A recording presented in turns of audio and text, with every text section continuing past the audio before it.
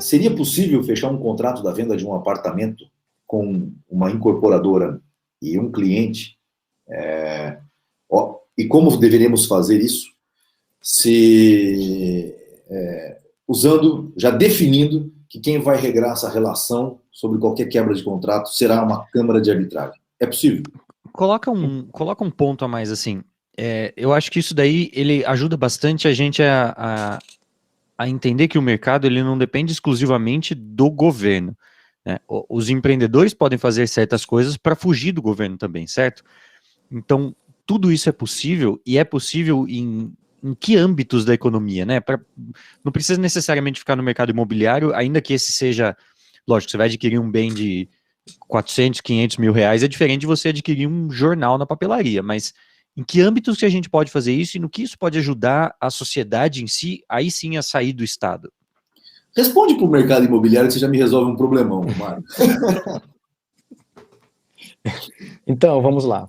Como eu vinha falando, na arbitragem, na lei de arbitragem, você pode instituir a arbitragem, eleger o critério de julgamento, mas existe um limitador ali. Como a gente sabe, não é 100% livre. Mas esse limitador, ele diz que a arbitragem ela não pode ferir a ordem pública e os bons costumes. Aí eu sempre pergunto, o que é a ordem pública?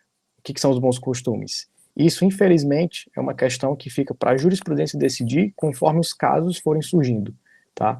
Então, no caso você perguntou, é possível vender na planta, né, com arbitragem, no caso da incorporadora? A princípio é possível.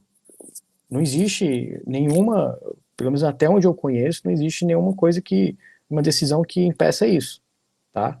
Agora, como tudo no direito, como advogado a gente sempre tem que dizer isso, a gente nunca pode garantir o resultado nas consultorias, nos assessoramentos jurídicos. Quando a gente fala de direito, a gente nunca pode garantir resultado, porque no final das contas depende do que o juiz decidir, do que ele entender. Então, assim, a princípio, existe essa possibilidade. Se você for pegar pelo prisma de que os tribunais superiores, eles vêm entendendo bem favorável à arbitragem. E desde que você use os mecanismos que o nosso direito já reconhece como não violadores da ordem pública, vamos colocar assim. Por exemplo, no caso, você tem um advogado que assina um contrato com o seu cliente, isso dá um argumento muito forte de que aquela pessoa não é hipossuficiente, tá? Eu não posso garantir que ele nunca vai ser reconhecido como hipossuficiente, mas ali você tem mais uma prova que vai lhe dar subsídio para isso, tá? E provas sempre são bem-vindas, tá certo? Então, assim, existem partes que a arbitragem ainda não foi explorada. Então, no caso aqui, por exemplo, dificilmente você vai encontrar uma Câmara que tem um código legal próprio de direito por equidade. Dificilmente você vai achar isso. Por que dificilmente a gente acha isso? Porque existe a noção no direito brasileiro que os critérios de julgamento por equidade, eles são criações do homem, tá? Porque eles entendem que o direito é criado pelo homem já. E se a gente já tem um Código Civil, um Código Penal, uma Constituição Federal, então isso é o melhor que a gente tem no momento. Entende? Então, isso é um grande problema que existe. Porque os juristas no Brasil não percebem que é possível existir um direito independente de criação do homem. Então eles já partem do pressuposto que todo direito é criado. Então eles colocam na balança o seguinte, cara, entre um Código Civil que tem anos e anos e anos e anos aí que existe, e entre um código por equidade que um cara criou, eu prefiro ficar com o Código Civil. Entende? Existe essa noção.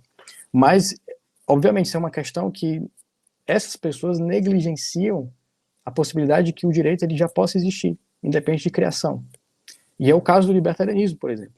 Que o código ali que a gente fez, eu e o André, a gente não criou o código. A gente pegou o que a gente já vinha estudando e normatizou aquilo. A gente positivou apenas, entende? Da forma como a gente entendeu que seria melhor. Tanto que ele é bem curtinho, não tem muito ali. Porque o que importa é o princípio, é o conceito. Não importa a forma. Tá? E isso é o que o direito atualmente se preocupa mais, é com a forma, com a liturgia, com... Eles partem tanto desse pressuposto que o direito é criado, que eles precisam, cada vez que eles vão criando, mais problemas eles vão criando, entende? E eles precisam cada vez mais criar mais soluções para esses problemas, só que não dá. Se você gostou desse corte, tem que ver o que sai ao vivo. Então deixe seu like, compartilhe e se inscreve para não perder os próximos vídeos.